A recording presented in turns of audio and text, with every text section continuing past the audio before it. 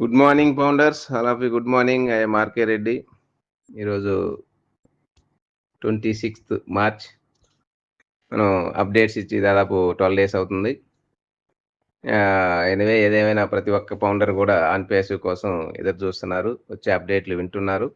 మనకి ఇంటర్నేషనల్ వైడ్గా వచ్చేటువంటి మీటింగ్స్లో మార్టీ అండ్ క్రిస్ జాన్సన్ గారు, అదేవిధంగా మైకిల్ ఎలిస్, వీళ్ళంతా రెడ్ పేర్ అని చెప్పేటువంటి విషయాలన్నీ కూడా ఎప్పటికప్పుడు వింటున్నాం, తెలుసుకుంటున్నారు ప్రతి ఫౌండర్ కూడా. అయితే ఎప్పుడు వస్తుందా అనేది ప్రతి ఒక్కరూ ఎదురు చూస్తున్నటువంటి విషయం. అయితే మన లాస్ట్ టైం మనం 21st వస్తుంది అనేది అనుకున్నాం, కానీ ఇంకా కొన్ని చిన్న వర్క్లు పెండింగ్ వల్ల రాలేదు. అవన్నీ కూడా యాషారు కంప్లీట్ చేస్తున్నారు. మ్యాక్సిమం వర్క్ అయితే 99% అయిపోయినట్లే అన్ని వర్క్లు. లాంచింగ్ అయితే ఆన్ పేసివ్ సైటు ఎప్పుడా 2 కాదు 3.0 వెర్షన్ అనేది పబ్లిక్లోకి లాంచ్ అవ్వడానికి సిద్ధంగా అయితే కంపెనీ ఉంది. వీటన్నిటి గురించి మాకు తెలిసినంతలో ప్రతి ఫౌండర్ కూడా చాలా మంచి విషయాన్ని వింటాము, చూస్తాము. ఒక మంచి విషయం అంటే ఇన్ని సంవత్సరాలు వెయిట్ చేసినటువంటి మనకి ఇప్పుడు ఒక మంచి సైట్ 3.0 వెర్షన్ అడ్వాన్స్ టెక్నాలజీని తీసుకొని రావడం జరిగింది. 3.0 వెర్షన్ అనేది ఏదేమైనా ఆన్ పేసివ్ లాంచ్ అవుతుందనే విషయం మనందరికీ తెలుస్తున్నటువంటి విషయం. ఎందుకంటే ఇప్పుడు జరిగే పరిణామాలు చూస్తుంటే అన్నీ కూడా లాంచింగ్కి కంపెనీ సిద్ధంగా ఉంది. అది ఎనీ టైం, ఈ రోజు నుంచి అది ఎప్పుడైనా కావచ్చు, అది రేపైనా, లేదంటే ఎల్లుండా, లేదంటే మ్యాక్సిమం ఈ మంత్ పెట్టుకొని ప్రతి ఒక్కరు కూడా ఫౌండర్ల యొక్క ఇన్ని సంవత్సరాలు వెయిట్ చేసినందుకు గాను మన కళలు సాకారం అయ్యే రోజులు. ఈ ప్రతి ఫౌండర్ కూడా హ్యాపీగా ఉండండి. కానీ ఇక్కడ చాలా విషయాలు ఇంకా ఆన్ పేసివ్ కంపెనీలో కొంతమంది వాళ్ళకి అంటే తెలిసేసి చెప్తారో తెలియక చెప్తారో మనకైతే తెలియదు, కానీ ఈ అమౌంట్స్ అనేది కొంత ఇంట్రడ్యూస్ చేస్తున్నారు, చేయబాకండి, అది మంచిది కాదు. ఎందుకంటే వస్తుంది, మంచి ఇన్కమ్ వస్తుంది, మంచిగా వస్తుంది, అంతేగాని లక్షలు వస్తాయి అనేది అది కాదు, కరెక్ట్ అయితే కాదు. అది ఎవరికి తెలియదు, అయితే ఉండొచ్చు మంచిదే, కానీ అది విషయం అయితే కరెక్ట్గా ఎవరికి ఎక్కడ తెలియదు. అమౌంట్స్ ఎక్కడ అనౌన్స్ చేయబాకండి, ఎందుకంటే కంపెనీ స్టార్ట్ అవుతుంది, లాంచ్ అయినాక దగ్గరలో మనం చూసుకుంటాం కదా అమౌంట్స్ గురించి ఎందుకు. అందుకే CEO ఫస్ట్ అని చెప్పేది, ఏదన్నా విషయం చెప్పేది పావలైతే దాన్ని రూపాయి పావలా చేసి గందరగోళం చేస్తున్నారు, దాన్ని రచ్చ చేసేస్తున్నారు. ఇప్పుడు ప్రజెంట్ మార్కెట్ పరిస్థితులు బాగలేవు. ఎవడన్నా డెవలప్ అవుతున్నా డెవలప్ కానీరు మార్కెట్, వాడిని తొక్కి పడేసేదానికే ఎక్కువ చూస్తారు, కానీ డెవలప్ అయ్యాడే వాడి వల్ల మనకే ఉపయోగం ఉంటుందని ఆలోచన ఒక్క 0.01% కూడా లేదు. ఇది ప్రజెంట్ మార్కెట్ టోటల్. మన కామన్ పీపుల్ ఆలోచన అదే, కార్పొరేట్ ఆలోచన కూడా అదే. మరి దీన్ని గమనించండి మై డియర్ ఫౌండర్స్. ఎందుకు లేనిది హైలైట్ చేసుకోవడం, ఉన్నదాన్ని హైలైట్ చేయటం వల్ల జరిగే పరిణామాలు చూసాం. మన CEO గారు చెప్పారు గతంలో, కానీ ఎన్ని ప్రాబ్లమ్స్ ఫేస్ చేశారు. ఈరోజు ఆన్ పేసివ్ రాలేదు అనుకుంటున్నాం, కానీ ఈరోజు రాకపోవటానికి కారణాలు, కర్ణుడు సావుకి ఎన్ని కారణాలు ఉన్నాయి? 1,00,000 కారణాలు ఉన్నాయి. అలాగే ఆన్ పేసివ్ రాకపోవడానికి కూడా 1,00,000 అడ్డంకులు, 1,00,000 ఇబ్బందులు. ఎందుకు అంటే ముందుగా మనం చేసుకున్నటువంటి ప్రమోషన్, దానివల్ల చాలా ఇబ్బందులు మనం ఫేస్ చేయాల్సి వచ్చింది, వాటన్నిటినీ సాల్వ్ చేసుకోవాల్సి వచ్చింది. దీని గురించి మన CEO గారికి అన్నీ కూడా తెలుసుకున్నాడు కాబట్టి గత 1.5 year నుంచి ఏం జరిగింది, మనం ముందుగా ఫోకస్ చేయడం వల్ల, అనౌన్స్ చేయడం వల్ల ఏం ప్రాబ్లం అనేది మన CEO గారికి తెలిసింది కాబట్టి ఆయన సైలెంట్గా ఉన్నాడు. ఆయన చెప్పలేక కాదు, ఎందుకంటే ప్రజెంట్ మార్కెట్ కార్పొరేట్ వ్యవస్థ చాలా దారుణంగా ఉంది. ఒక వ్యక్తి డెవలప్ అవుతున్నాడు అంటే అతన్ని తొక్కి పడేసేదానికి ఎక్కువ మంది సిద్ధంగా ఉన్నారు, కానీ వాడికన్నా నేను ముందు డెవలప్ అవ్వాలా, ఇంకా మంద బాగుండాలా, బెటర్ చేసుకోవాలని ఆలోచన లేదు. బెటర్గా వస్తున్నాడు ఎవడన్నా అంటే వాడిని తొక్కి పడేసేది ఎలాగా?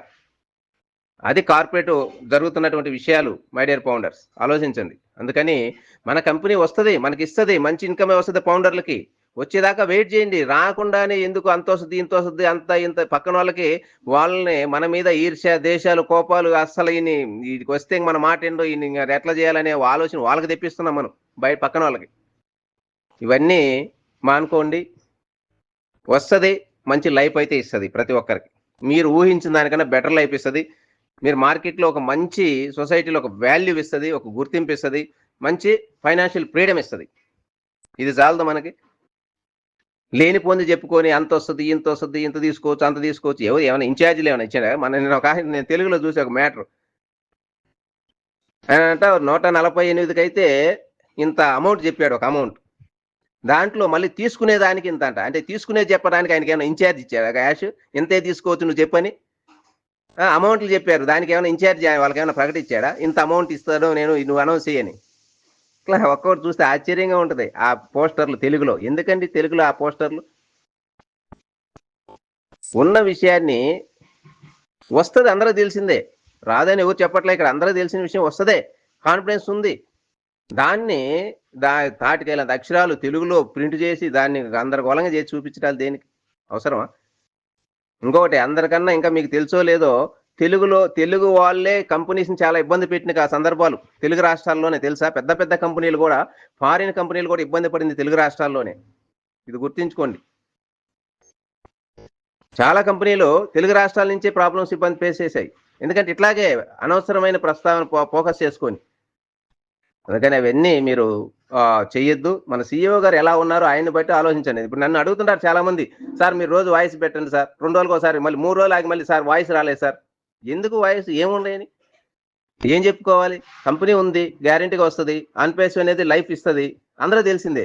ఇంక దాంట్లో రోజు చెప్పేది ఏముంది? అరికథ బుర్రకథలు ఏముంటాయి? అందుకని ఇక్కడ ఉన్న విషయము అందరికి తెలుసు కాబట్టి తెలిసిన విషయాన్ని మంచి లైఫ్ ఉంటుంది, అంతేగాని దాన్ని తెలిసి తెలవక ఎవడేది చెబితే దాన్ని తీసుకొచ్చి హిందీవాడు ఒకటి చెప్పినని, తమిళోడు ఒకటి చెప్పినని, ఇంకోటి ఒకటి చెప్పినని, ఫారినోడు ఒకటి చెప్పినని దాన్ని తీసుకొచ్చి ప్రింట్లు వేసి ఎడ వాళ్ళకి తెలుసా? వాళ్ళకి తెలిస్తే వాళ్ళే చెప్పొచ్చు కదా వచ్చి యూట్యూబ్లో. ఏం లేదండి, జస్ట్ ఎవరు నోటికి ఏది వస్తే అది అనుకుంటున్నారు, దాన్ని తీసుకొచ్చి మన వాళ్ళు ప్రింట్ చేయటం, గందరగోళం చేయటం.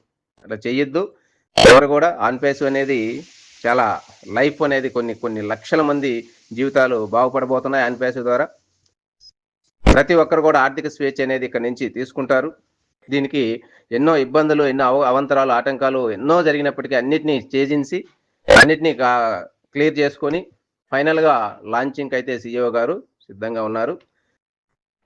అది ఎనీ టైం మనకి పాపప్ మెసేజ్ రూపంలో ఒక మంచి ఇన్ఫర్మేషన్ ఇస్తాడు లాంచింగ్ సంబంధించి.